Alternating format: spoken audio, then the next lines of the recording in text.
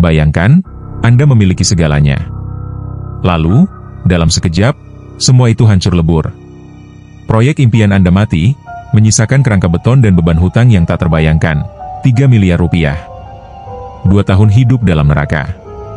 Air mata Salma, istri yang setia, mengering. Tawa anak-anaknya meredup. Arifin sudah di ujung tanduk. Namun, di tengah keputusasaan yang pekat, sebuah mimpi dan amalan rahasia muncul sebagai secercah harapan. Apakah ini mukjizat? Atau hanya ilusi? Bersiaplah, karena kisah ini akan menguras emosi Anda hingga tetes terakhir. Assalamualaikum warahmatullahi wabarakatuh, Sobat Inspirasi.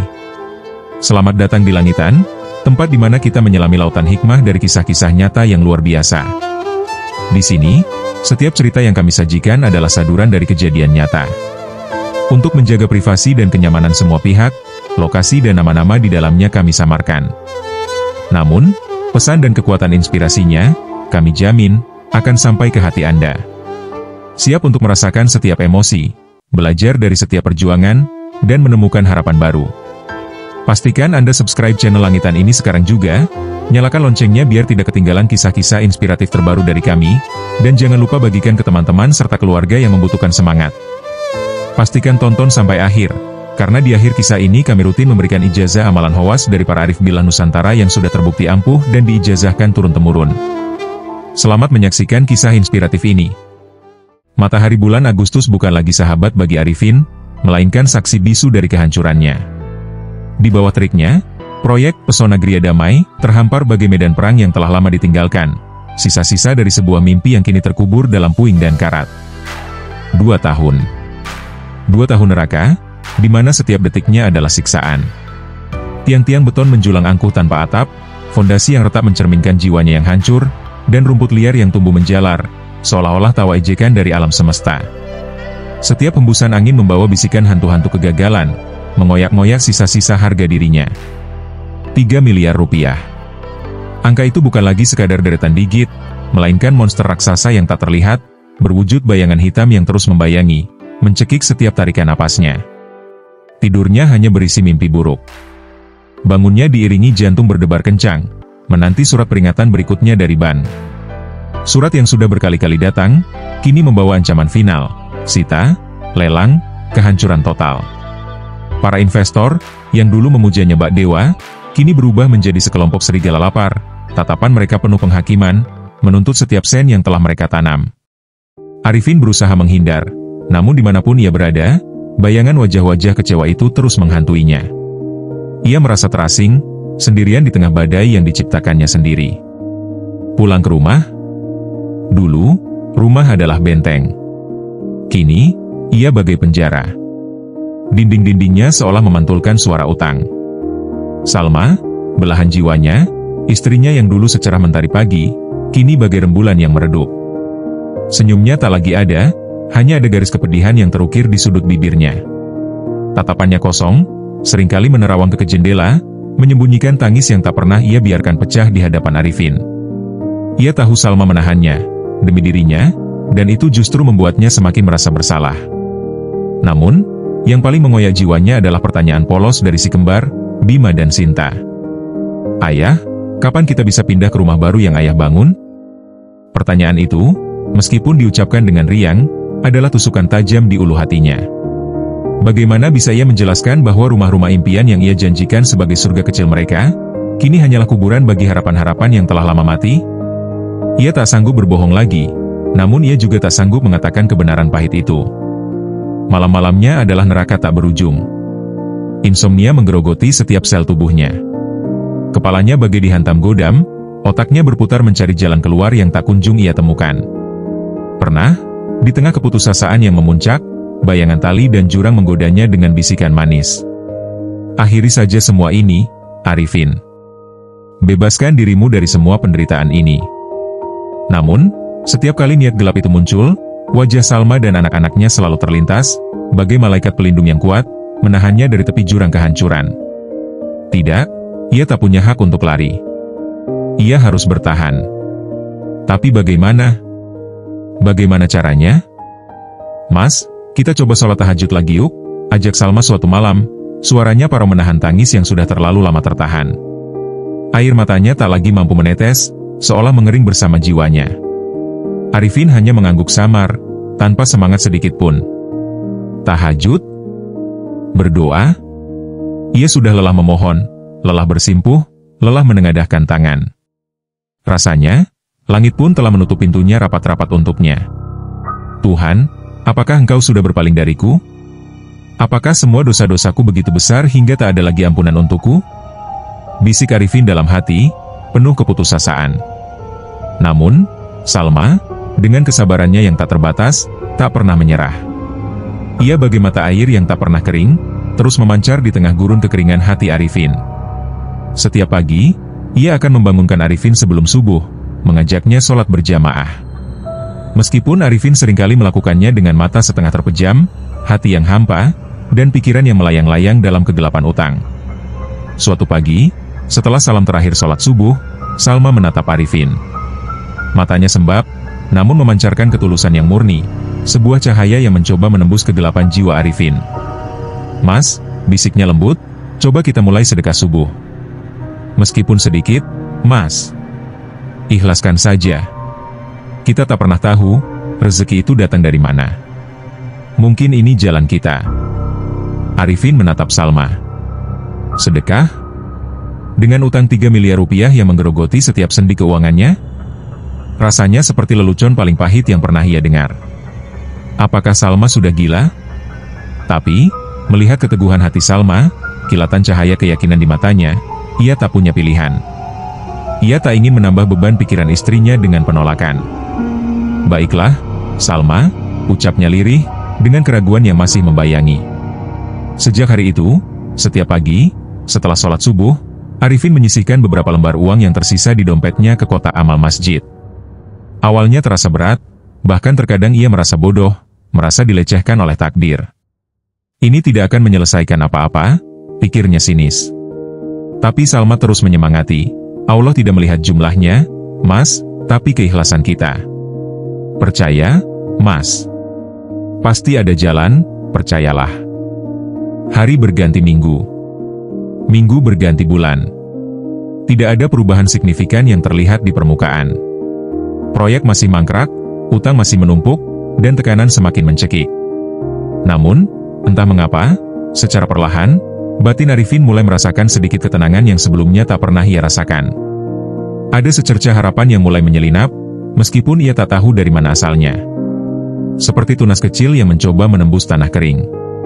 Pada hari ke-36 sedekah subuh, Arifin merasakan dorongan kuat untuk melakukan sesuatu yang lebih. Ia teringat cerita-cerita tentang puasa Daud, puasa selang-seling yang diyakini dapat mendekatkan diri kepada Allah, membuka pintu-pintu keberkahan. Ia memulainya dengan tekad yang rapuh namun penuh harap. Hari demi hari, tubuhnya terasa lemas, perutnya perih, bahkan terkadang ia merasa ingin menyerah. Namun entah mengapa, hatinya perlahan menemukan ketenangan yang luar biasa. Ia mencoba fokus pada setiap zikir yang ia ucapkan, setiap doa yang ia panjatkan, memohon ampunan dan petunjuk, seolah mencoba mengikis karat di hatinya. Pada hari ke-40 puasa Daud, Arifin mencapai titik kelelahan fisik yang luar biasa. Setelah berbuka dengan seadanya, ia langsung merebahkan diri dan terlelap dalam tidur yang sangat dalam, tidur tanpa beban pikiran yang selama ini menghimpitnya. Dan di sanalah, dalam lelapnya, sesuatu yang luar biasa, sesuatu yang akan mengubah arah hidupnya, terjadi. Ia bermimpi. Dalam mimpinya, ia mendapati dirinya berada di sebuah taman yang indah, dipenuhi bunga-bunga berwarna-warni yang memancarkan aroma semerbak, dan suara gemericik air yang menenangkan jiwa. Di sana, duduklah seorang kakek tua berjubah putih bersih, wajahnya teduh dan menenangkan, memancarkan cahaya kebaikan dan hikmah. Arifin merasa damai di dekatnya, seolah semua beban di pundaknya terangkat. Kakek itu menatapnya dengan senyum lembut, senyum yang mampu meluluhkan gunung es keputusasaan. Wahai Arifin, ucap kakek itu dengan suara lembut namun penuh wibawa, menggetarkan sanubarinya hingga ke tulang sumsum. Teruslah istiqomah dengan sedekah subuhmu. Itu adalah kunci pertama yang sedang engkau genggam, kunci pembuka pintu-pintu langit. Dan setelah engkau bersedekah, bacalah Ya Razzaq sebanyak 300 kali. Kakek itu memejamkan mata sejenak, lalu membukanya lagi, menatap Arifin dengan tajam namun penuh kasih. Aku ijazahkan wirid ini kepadamu. Wirid ini adalah kunci kedua, pembuka pintu-pintu rezeki yang tak terduga. Ingatlah, Arifin, rezeki itu datang dari arah yang tidak disangka-sangka, dari celah-celah yang tak pernah kau duga, jika engkau yakin dan bertawakal sepenuhnya kepadaku.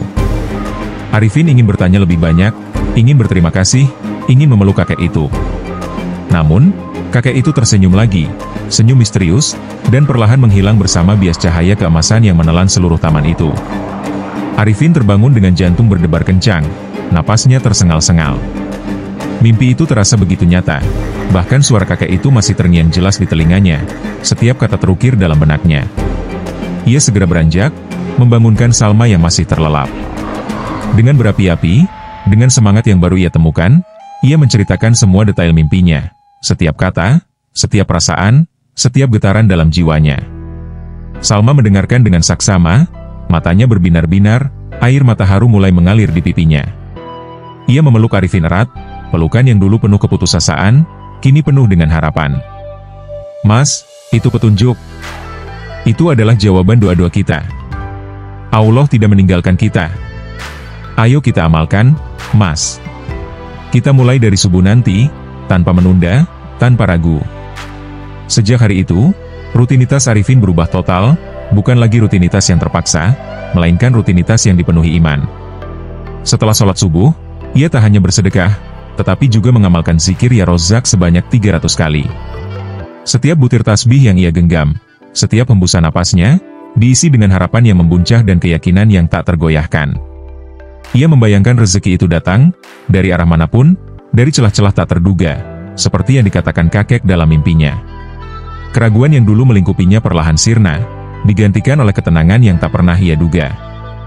Minggu demi minggu berlalu. Bulan berganti. Tidak ada keajaiban instan yang muncul. Proyek masih mangkrak, seolah menantang keyakinan Arifin. Utang 3 miliar rupiah masih menjadi hantu yang menghantui setiap langkahnya, namun Arifin merasakan perbedaan yang fundamental. Batinnya yang dulu gelisah dan dipenuhi kegelapan kini lebih tenang. Semangatnya yang dulu padam kini kembali menyala, bahkan lebih terang dari sebelumnya. Ia merasa lebih kuat, lebih bersemangat, seolah ada energi baru yang mengalir dalam setiap pembuluh darahnya. Ia percaya, tak ada doa yang sia-sia, tak ada sedekah yang tak dibalas, dan tak ada keyakinan yang akan dihianati. Setiap pagi, ia berangkat ke lokasi proyek, tidak lagi dengan langkah gontai yang menyeret, melainkan dengan langkah ringan penuh harapan. Ia mulai membersihkan puing-puing, meskipun hanya seorang diri. Ia memperbaiki sedikit demi sedikit yang ia bisa, mengecat bagian yang kusam, membersihkan reruntuhan.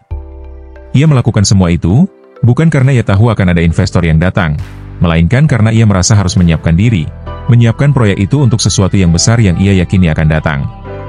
Hingga suatu sore yang biasa, yang tak ada bedanya dengan sore-sore sebelumnya, teleponnya berdering. Nomor tak dikenal. Arifin mengangkatnya dengan rasa penasaran yang bercampur sedikit keengganan. Ia sudah terlalu sering menerima telepon berisi tagihan, ancaman, atau penolakan. Ia hampir saja mengabaikannya. Selamat sore, Bapak Arifin. Suara di seberang sana terdengar ramah, profesional, dan entah mengapa, membawa aura harapan. Saya Bapak Handoyo, perwakilan dari PT Megah Karya Properti. Detak jantung Arifin seolah berhenti. PT Megah Karya Properti?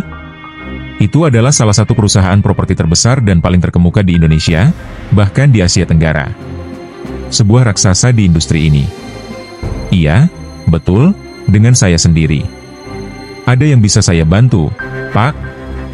Arifin berusaha menahan getar suaranya yang tiba-tiba bergetar hebat. Kami sudah melakukan riset mendalam terhadap berbagai lokasi potensial untuk pengembangan proyek baru kami, lanjut Bapak Handoyo dengan tenang, seolah tak menyadari gemuruh di hati Arifin. Dan setelah meninjau lokasi proyek Bapak di Pesona Gria Damai, kami melihat potensi yang sangat besar di sana. Letaknya strategis, dan konsep awal Bapak cukup menarik, meskipun kondisinya sekarang. Bapak Handoyo berhenti sejenak, kami tertarik untuk berdiskusi lebih lanjut mengenai kemungkinan kerjasama dengan Bapak. Dunia Arifin seolah berhenti berputar. Kerjasama? Dengan perusahaan sebesar itu? Otaknya berusaha memproses informasi ini. Ini bukan kebetulan. Ini adalah jawaban dari doa-doa subuh, dari setiap tetes keringat puasa Daud, dari setiap lantunan zikir ya Rozak. Ini adalah mukjizat yang dijanjikan dalam mimpinya. Ia menahan napas, berusaha menjaga suaranya tetap stabil. Tentu, Bapak Handoyo. Saya sangat bersedia. Kapan kita bisa bertemu? Ia menjepit teleponnya, tangannya gemetar, air mata mengalir tanpa terasa. Malam itu, Arifin dan Salma tak bisa tidur. Mereka sujud syukur bersama, berpelukan erat. Air mata Arifin tumpah ruah, namun kali ini bukan air mata putus asa yang menyakitkan, melainkan air mata kelegaan, haru, dan kebahagiaan yang tak terkira.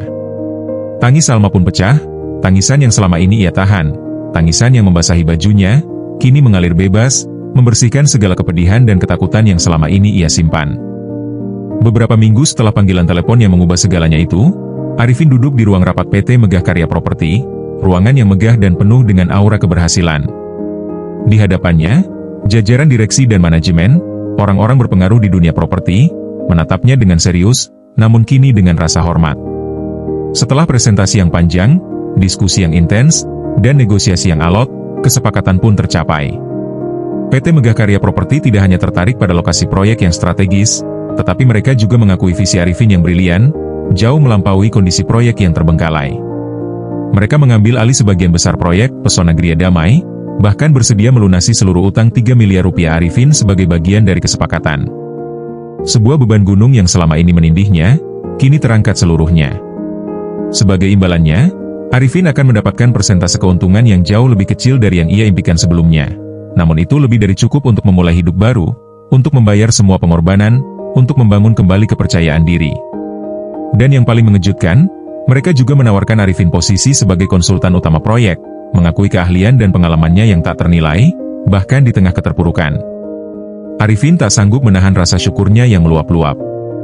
Ini bukan hanya tentang uang, ini tentang martabatnya yang kembali utuh, tentang mimpinya yang hidup lagi dari kematian, tentang keluarga yang kini bisa tersenyum lebar, tanpa beban, tanpa takut. Dalam waktu kurang dari setahun, proyek Pesona Gria Damai berdiri megah, jauh lebih indah, modern, dan fungsional dari yang pernah ia bayangkan. Rumah-rumah yang dulu hanya fondasi dan kerangka beton, kini menjelma hunian impian yang laris manis, di serbu pembeli. Arifin berjalan di antara deretan rumah-rumah yang indah itu, memandang langit biru yang cerah di atas Bandung. Ia tak lagi melihat puing dan kehancuran, melainkan bukti nyata akan kekuatan sedekah, keajaiban zikir ya Rozak, dan keyakinan yang tak pernah padam, sebuah keyakinan yang lahir dari keputusasaan terdalam. Kisah Arifin menyebar luas, menjadi buah bibir di kalangan pengusaha properti di seluruh Indonesia. Banyak yang tak percaya, menganggapnya hanya keberuntungan belaka, sebuah anomali. Tapi bagi Arifin, itu adalah keajaiban yang ia alami sendiri, sebuah perjalanan iman yang mengantarkannya dari titik terendah dalam hidup menuju kebangkitan yang tak terduga, sebuah bukti nyata akan janji Tuhan. Ia kini tak pernah absen dari sedekah subuh dan zikir ya Rozak. Setiap kali ia melakukannya, ia merasakan kedamaian yang mendalam, sebuah ketenangan yang tak bisa dibeli dengan miliaran rupiah. Ia telah belajar sebuah pelajaran berharga, bahwa di balik setiap badai paling dahsyat, selalu ada pelangi yang menanti. Bahwa di balik setiap kesulitan yang terasa tak berujung, selalu ada pertolongan Tuhan yang datang dari arah yang tak terduga, asalkan kita tak pernah berhenti berusaha, tak pernah berhenti berdoa dengan tulus, dan tak pernah berhenti berbagi kebaikan. Kisahnya menjadi pengingat abadi bahwa harapan tak pernah benar-benar mati, selama kita memiliki iman. Kisah Arifin adalah bukti nyata bahwa di saat badai terhebat menerjang, di saat utang 3 miliar rupiah terasa mencekik leher, dan mimpi seolah telah mati, pertolongan Allah datang dari arah yang tak disangka-sangka. Kuncinya, sebuah mimpi di hari ke-40 puasa Daud, dan keistiqomahan pada amalan sedekah subuh serta zikir ya Rozak yang diijazahkan langsung dari langit. Jika Anda tersentuh oleh kisah ini, jika Anda terinspirasi untuk bangkit dari setiap kesulitan, maka yakinlah, kekuatan itu ada dalam diri Anda. Jangan lewatkan kisah-kisah inspiratif lainnya dari kami. Tekan tombol subscribe sekarang, dan nyalakan lonceng notifikasi agar Anda tak ketinggalan setiap pelajaran berharga yang kami bagikan. Dan sebagai tanda kesiapan hati Anda untuk menerima setiap kebaikan dan keberkahan, kami undang Anda untuk ketik di kolom komentar, "Aku siap diijazahkan amalan subuh." Semoga Allah senantiasa melimpahkan rezeki dan keberkahan kepada kita semua. Wassalamualaikum warahmatullahi wabarakatuh.